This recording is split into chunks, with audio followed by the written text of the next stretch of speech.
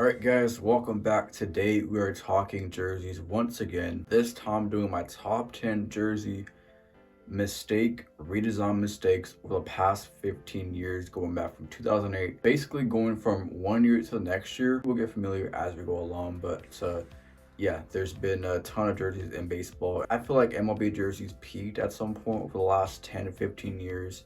And they've been kind of going downward ever since, unfortunately. Hopefully one day we could relive those glory days, but as of right now, it's not looking like we're going to hit a peak anytime soon. So let's go back and revisit my peak jerseys, or not so peak jerseys. Leading us off at number 10 is going to be the Toronto Blue Jays 2012 redesign slash rebrand. The Blue Jays had a cartoon J going on for them, and you guys can let me know simultaneously here which jerseys you like better in the comment section. But the cartoon J for the Blue Jays, yeah, it wasn't the best look. I don't think this is a look that they really could have sustained, and they had it for a little while there, but I really kind of like those jerseys. Maybe it's just the nostalgic days of the 2010s or early 2000s, whatever the case is, but I like the cartoon J. I feel like it gets a little bit overhated. The Jays script, I like the home jersey script. Road jersey could use some work, but the home and the black alternate was really sick. And they went to their new updated look, which they still use to this day pretty much. Today's look is fine today. It's not good and it's not bad. It's just middle of the pack. It's just bland. I understand it's the Blue Jays. You know it's the Blue Jays out there. I really like the cartoon J. This comes in at number 10. Mistake number 9 is not really a mistake. I just had to get it in because my oh my, I really love the 2019 Dodgers uniforms, or the 17, 18, and 19 jerseys they had for 3 years.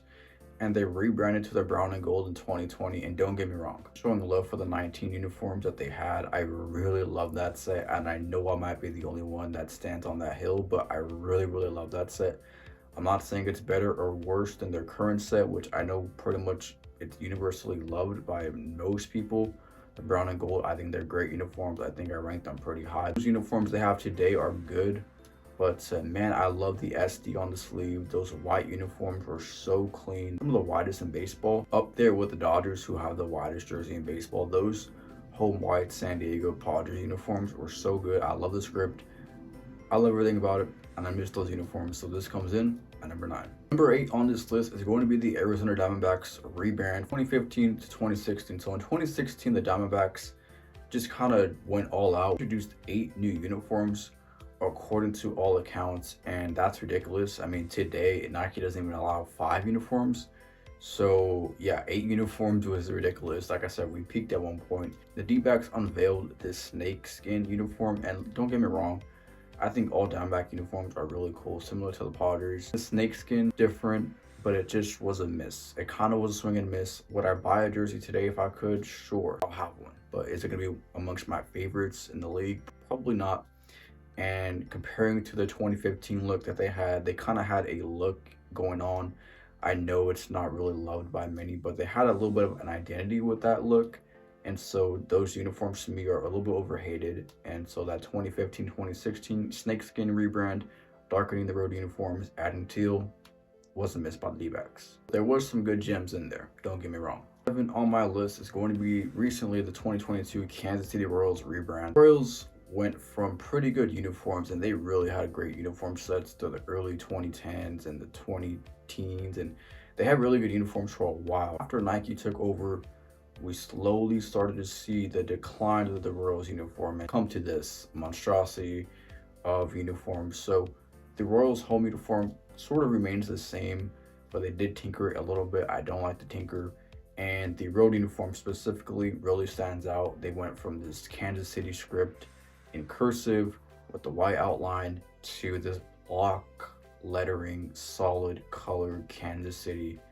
Super boring. It is super minimalistic. It's super Nike. No, Nike made that design in their lab for sure. And so I don't know who persuaded the Royals to do that, but that was a horrible redesign. In the blue alternate, it's just block Kansas City. We'll look back at the Royals uniforms. They had some great uniforms. Uniformlineup.com, I believe it is uniformlineup.com. If you're like me, you could really enjoy that. Number 6, I have the Texas Rangers. Texas Rangers redesign. They won the World Series in this, so I don't see it going away anytime soon. They got rid of the red uniform because of the Nike rules. This isn't about the red uniform getting dropped. This is about the Texas script getting dropped in the home uniform. Still with the Texas script on the blue alternate, but they dropped the Texas for the Rangers on the home. They had a piping on all the jerseys, and I don't think the piping really looks that great. They're good uniforms, but they're not great uniforms. I think they had once upon a time great uniforms, so the Rangers come in at 6. Number 5 is a near and dear one to my heart because I really love the Mets with no pinstripes. And even the Mets with pinstripes, I love too. The cream uniform that they wore back in the early 2010s, that cream uniform was so clean. If they wore that as their home uniform today with the pinstripes, I would be in love with the Mets uniform. But they dropped that and they went to the pinstripes with just the white. And again, this isn't a bad jersey, but it's just kind of for me. It just doesn't really move me that well. It doesn't get me excited. And the cream uniform does get me excited. And the all white uniform with the piping really does get me excited as well. I love that Mets look. I know they want to be like the Yankees with the pinstripes in New York, but you're the Mets. Be a little different. You were rocking that no pinstripe look with just the piping down the middle and the piping on the sleeve. Love the black with the Mets.